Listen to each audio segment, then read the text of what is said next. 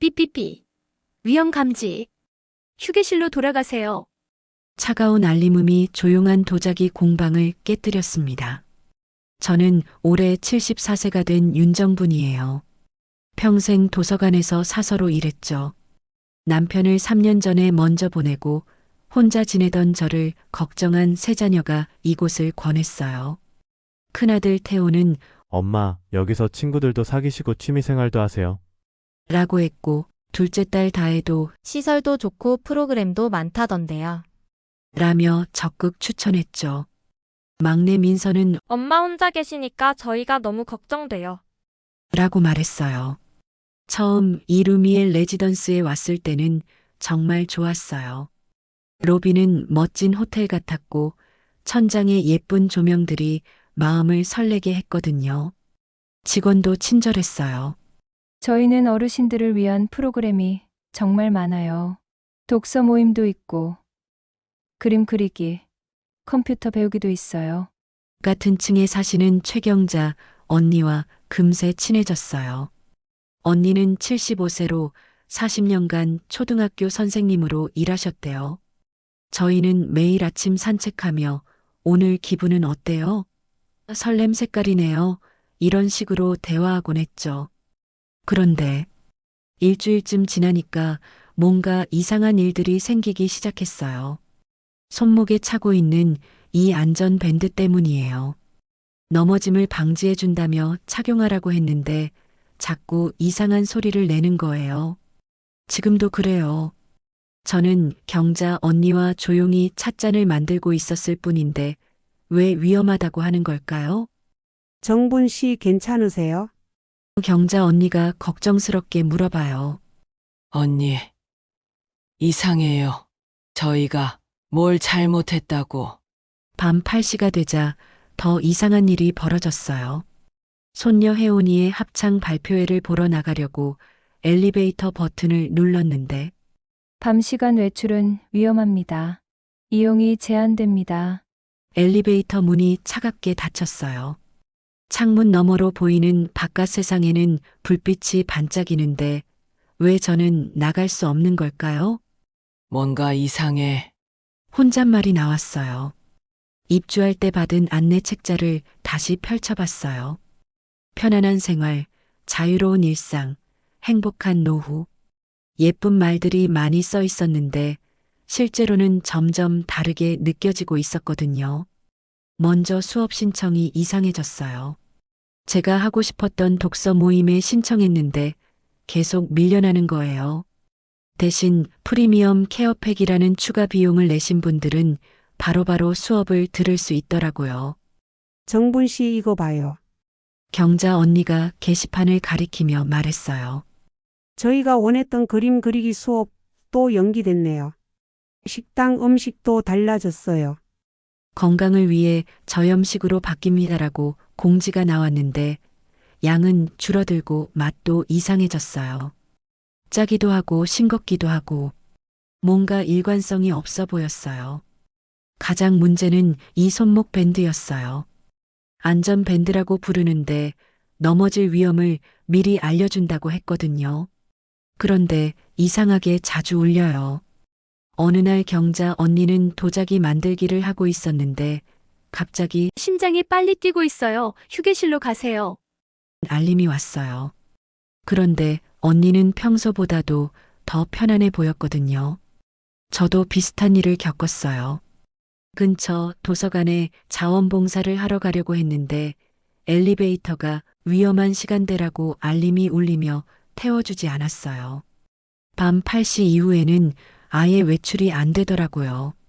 정분 씨 사서로 일하실 때 정리 잘하셨잖아요. 경자 언니가 말했어요. 이것도 한번 정리해서 살펴봐요. 처음 약속했던 것과 실제로 어떻게 다른지 말이에요. 그날 밤 창문으로 바깥을 내다보며 생각했어요. 정말 저희의 안전을 생각해서 하는 일인지 아니면 다른 이유가 있는 건지. 바깥에는 여전히 사람들이 자유롭게 다니고 있는데 저희만 여기 갇혀 있는 기분이었어요. 외출 신청이 거부되었습니다. 아침에 핸드폰 앱을 확인했더니 이런 메시지가 와 있었어요. 손녀 혜원이의 학교 행사에 가려고 일주일 전에 미리 신청해 두었는데 말이에요. 날씨가 좋지 않고 밤이라서 위험합니다.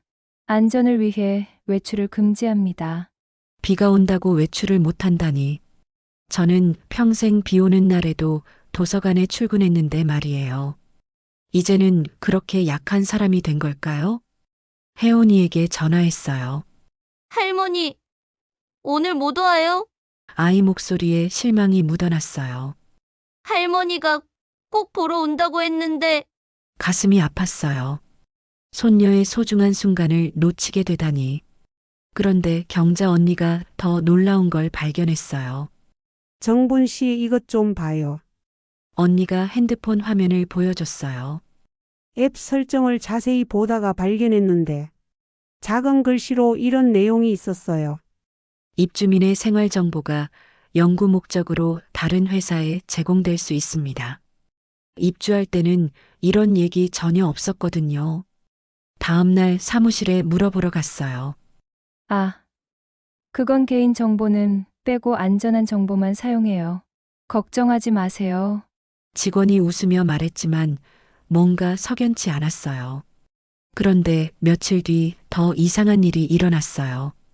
경자 언니가 분명히 수업 신청 1순위였는데 갑자기 다른 분이 대신 들어가게 된 거예요. 어떻게 된 일이에요?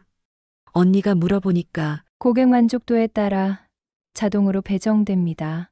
직원이 태블릿을 보여줬어요. 화면에는 점수가 있었어요. 앱을 얼마나 자주 사용하는지, 추가 서비스를 얼마나 이용하는지, 밤에 외출을 얼마나 자제하는지, 심지어 불만을 얼마나 적게 제기하는지까지. 이게 뭐예요? 저도 놀라서 물어봤어요. 시설 운영에 얼마나 잘 협조하시는지 보는 거예요. 그 순간 깨달았어요. 저희가 정말 안전한지가 아니라 얼마나 말을 잘 듣는지를 평가하고 있었던 거예요. 우리가 안전하냐고 묻는 게 아니라 말 잘 듣냐고 묻고 있네. 제 말에 주변에 있던 다른 어르신들도 고개를 끄덕였어요. 모두 같은 생각이었나 봐요. 안전이라는 이름으로 저희를 조종하려고 하고 있다는 생각 말이에요. 그날부터 저는 모든 걸 기록하기 시작했어요. 평생 도서관에서 책을 정리하고 분류했던 경험을 살려서 이곳에서 일어나는 이상한 일들을 날짜별로 정리했어요.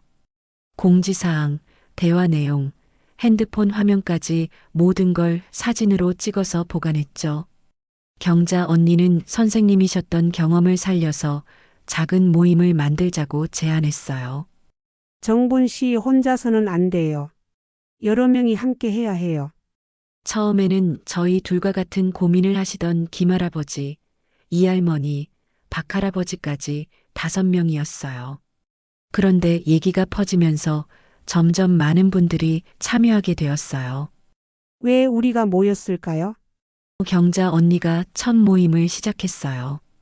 불평하려는 게 아니에요. 우리의 권리를 찾으려는 거죠. 모임에서 나온 얘기들을 들어보니 모두 비슷한 경험을 하고 계셨어요. 외출 제한, 수업 차별, 설명 없는 규칙 변경. 우리가 원하는 건 특별한 대우가 아니에요. 경자 언니가 말했어요.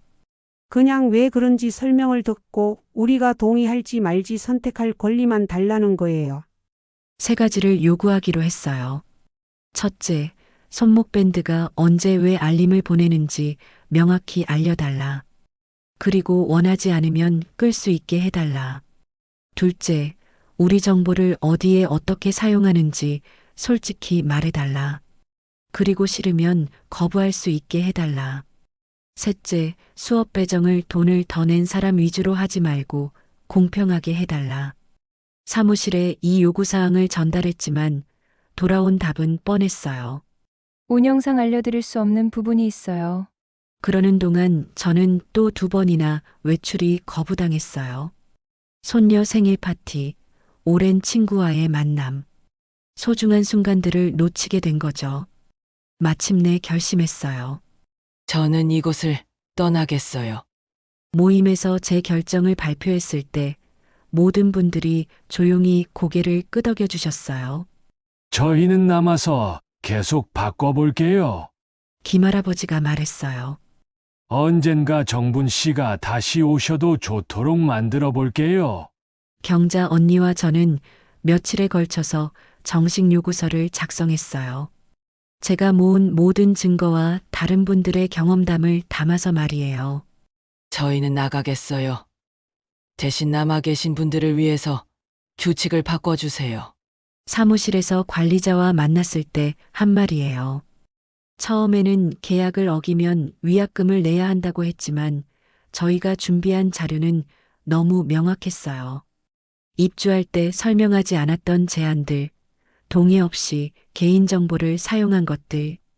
결국 관리자 측에서 먼저 손을 내밀었어요.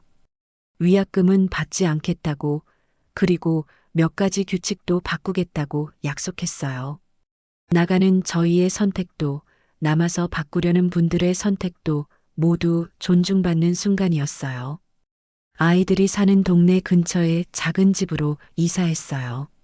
가구는 꼭 필요한 것만, 창문은 활짝 열 수 있는 곳으로 골랐어요. 무엇보다 현관문을 열면 바로 바깥 세상과 연결된다는 게 이렇게 기쁠 줄 몰랐어요. 첫날 밤 우산을 들고 혜원이의 합창 발표회를 보러 갔어요. 빗소리와 아이들 노래소리가 어우러진 밤이었어요. 강당에 들어서자마자 무대 위에 혜원이가 저를 발견했어요. 할머니! 아이가 손을 흔들며 환하게 웃었어요. 공연이 끝나고 혜원이가 달려와 안겼어요. 할머니! 정말 올 줄 몰랐어요. 비도 오는데. 이런 평범한 순간이 얼마나 소중한지 새삼 깨달았어요. 이제 우리가 안전하다는 말의 뜻을 정할 수 있게 됐네. 돌아오는 길에 경자 언니가 말했어요. 새로운 생활이 시작됐어요. 월요일에는 동네 도서관에서 어르신 권리 찾기 교실을 열어요. 처음엔 저희 둘만 시작했는데 소문을 듣고 오시는 분들이 늘고 있어요. 계약서 읽는 법, 중요한 부분 찾는 법, 의문 나는 건 어떻게 질문하는지. 제 도서관 경험과 경자 언니의 교육 노하우를 합쳐서 유용한 시간을 만들고 있어요. 수요일에는 도자기 만들기를 해요. 시간 제한도 없고 알림도 없어요. 마음 가는 대로, 손이 가는 대로 만들면 돼요. 금요일 저녁에는 동네 합창단 연습을 구경 가요. 비가 와도 바람이 불어도 우산만 있으면 충분해요. 루미엘에 남아 계신 분들과도 계속 연락하고 있어요. 저희가 남긴 자료를 바탕으로 실제로 변화가 일어나고 있대요. 이제 하루에 2시간은 자유롭게 외출할 수 있게 됐어요. 김할아버지의 기쁜 소식이었어요. 개인정보 사용 거부 버튼도 앱 첫 페이지에 생겼어요.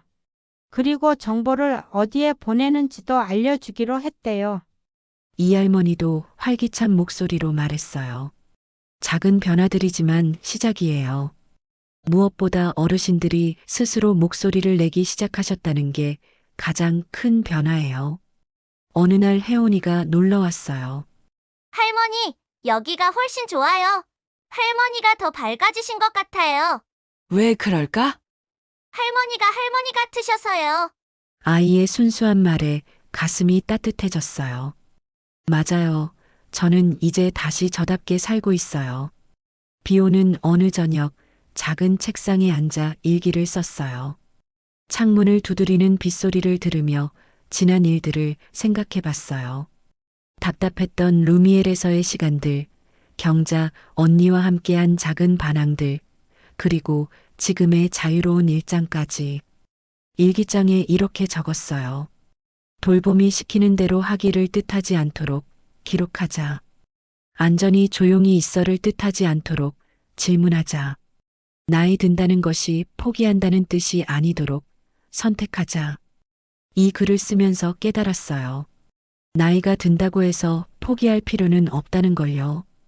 오히려 더 현명하게, 더 당당하게 제 인생을 선택할 수 있다는 걸요. 펜을 놓고 창밖을 바라보며 미소를 지었어요. 평생 도서관에서 책을 정리했던 제가 이제는 제 인생을 정리하고 있어요.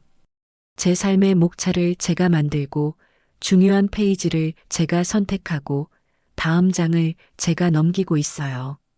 내일은 월요일이에요. 도서관에서 권리 찾기 교실을 하는 날이죠. 새로 참여하시는 분들을 위한 자료도 준비해뒀어요. 주제는 우리 인생의 목차는 우리가 만들어요예요. 경자 언니에게 문자를 보냈어요.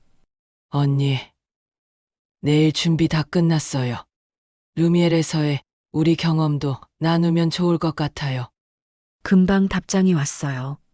그래요. 우리가 겪은 일이 다른 분들에게도 도움이 되었으면 좋겠어요. 그리고 저는 알고 있어요. 제가 힘들 때면 경자 언니가 옆에서 함께 해줄 거라는 걸요. 손목에는 더 이상 차가운 밴드가 없어요. 대신 혜원이가 준 작은 시계가 째깍거려요. 제가 정한 시간을 제가 원하는 속도로 가고 있어요. 74세의 새로운 시작, 저희는 다시 배우고 있어요. 나이 드는 것이 끝이 아니라 새로운 선택의 시작이라는 걸요.